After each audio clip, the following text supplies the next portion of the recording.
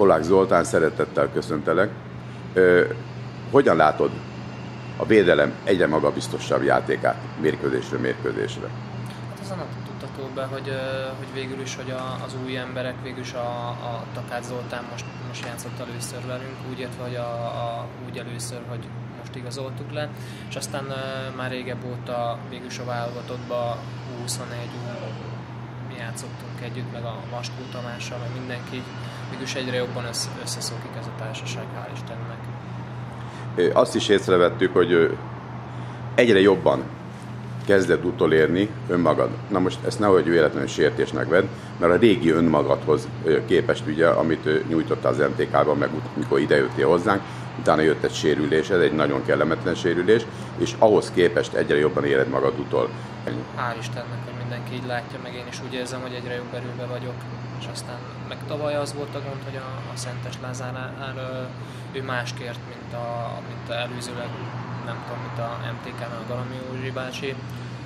Ő azt kérte végül is, hogy ugyanúgy, mint itt most az új edzők, hogy végül is lépjek fel a támadással, de viszont a Szentes Lázárnál meg nem kellett fellépni a támadásnál. És aztán ez kicsit úgy megzavart egy picit. Igen, ez már adja is a következő kérdést, vagyis észrevételt. Zalaegerszegen a harmadik gól előtt, ha elmondanád, hogy történt az a dolog?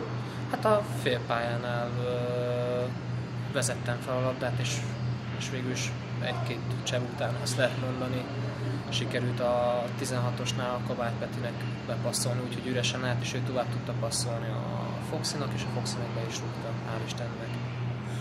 Zoltán, szombatra hogy készülsz? Hát én ugyanúgy készülök, mint a többi meccsre, hogy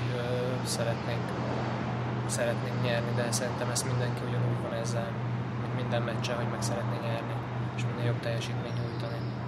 Tudod, hogy a jobb oldala a Nyíregyházának nagyon kemény és gyors?